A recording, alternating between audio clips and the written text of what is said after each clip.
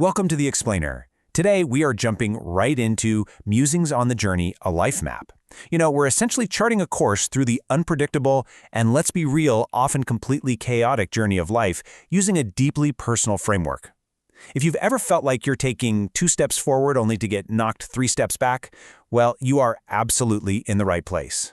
Let's explore this really fascinating perspective on resilience, leadership, and finding your anchor when you're in the middle of a storm.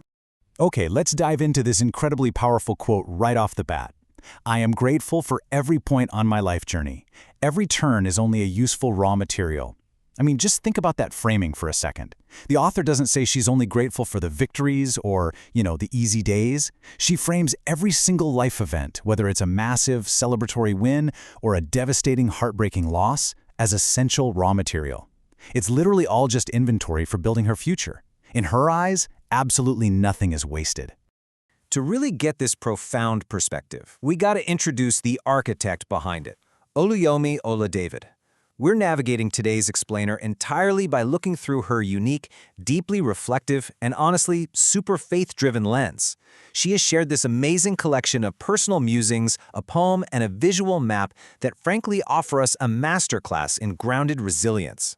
Now, what's really interesting about this is the incredible balance it captures about exactly who she is. On one hand, Oluyomi is this highly practical, outward-facing professional. She's proudly Nigerian, a totally dedicated advocate for global development, and someone who really thrives as a solution generator and policy influencer. She's out there doing the hard, pragmatic work of actual transformation. But then, on the other hand, she is profoundly spiritually grounded. She explicitly states that her father God owns and rules the universe, and she beautifully describes him as the wheel within my wheels. That duality, the practical policy worker combined with the deeply spiritual thinker, is the engine driving the map we're about to look at. And here is that map. Take a second to really look at this visual board game she's laid out for us. It's pretty striking, isn't it? Notice those footprints. They don't just leap straight to the finish line. If only it were that easy, right? Instead, they travel along this winding, almost serpentine path. And look at the very first stop. It's literally labeled dark. From there, the footprints have to walk through stops labeled debits and losses and failures and sad times. So this isn't some toxic positivity map where everything is sunshine and rainbows. It's a vivid reality where the difficult territories are fully acknowledged as mandatory stops on the journey. Let's break down the logic and the flow of her visual board game across these 3 steps. Step 1 acknowledges that we all start, or at least pass through, the dark and the debits. Step 2 shows us actively pushing past the failures and sad or ugly times. And finally, Step 3 is arriving at the wins and the good. The genius here is really in the sequence. For her, the path to the good requires stepping directly through deeply uncomfortable territories. You can't just bypass them. You literally have to traverse them. And how she manages to walk through those dark stops without losing her way? Well, that's the core of her poetic musings. Which brings us to one single incredibly powerful word: still. Throughout her writings, she uses this word as a rhythmic anchor. It's the heartbeat of her poem. No matter where her footprints land on that unpredictable map, whether she's standing in the dark, going through a loss, or celebrating a massive win, her response is to remain still. It represents this quiet confidence, a deliberate choice to maintain her peace and her stability, regardless of whatever external circumstances are pulling at her. But here's the thing. Being still definitely doesn't mean she's passive. Just look at this quote from her poem, "Rising early to calm any contrary wind and never losing faith." Relate this back to those dark and sad stops we just saw on the map.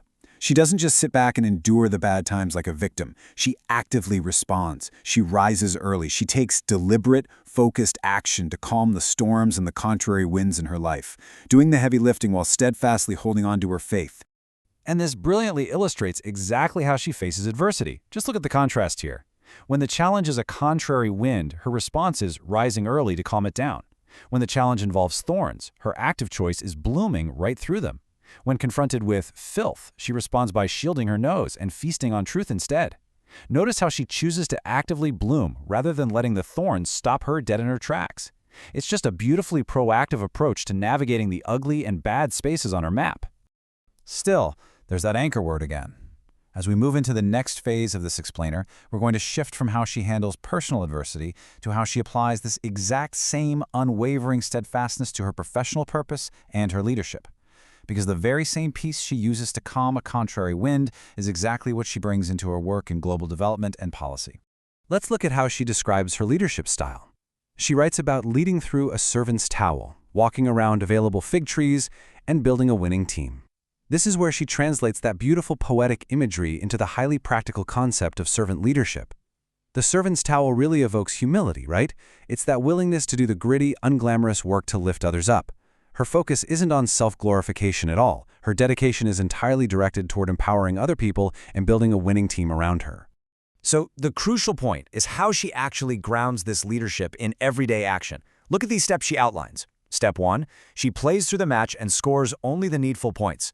It's all about efficiency and focus, right? Just staying active until the metaphorical whistle blows. Step 2, she chooses to smile through the work, remaining a resilient child at heart, which brilliantly keeps cynicism at bay. And Step 3, speaking plainly if she has no fish. I love this one because it represents incredible honesty and transparency. If she doesn't have the answer or she lacks the resources, she communicates that plainly, choosing to feast only on the truth. Still, we encounter her anchor one last time as we prepare to transition into the final theme of her musings. You see, beyond the resilience in hard times and beyond the humility in her leadership, this final still represents ultimate purpose. It shows us how she remains deeply content throughout her entire journey, trusting the overall direction of the map, even when the very next step is completely obscured from view. She describes this ultimate trust by writing, "Looking through my GPS, choosing as I am chosen, and sailing under sealed orders." I mean, that phrase, sailing under sealed orders, is just spectacular. It perfectly captures her profound trust in the Most High. Think about what it actually means to sail under sealed orders. You are moving forward with absolute conviction and unwavering faith, executing your duties perfectly, even when you, the sailor, don't fully know what the final destination is yet. You simply trust the commander who wrote the orders. Let's move back to the map and see how all this builds to her ultimate conclusion. Look right up there at the top left corner, hovering above the dark start. It reads in all caps, "I know my story will end in praise." That right there is her ultimate destination. Because she sails under those sealed orders, she can look through her mercies, she can name her lot one by one, and she ends up bowing in humble adoration for the journey itself. The map doesn't just end at good, it elevates entirely to gratitude. Which brings us to our final thought for this explainer.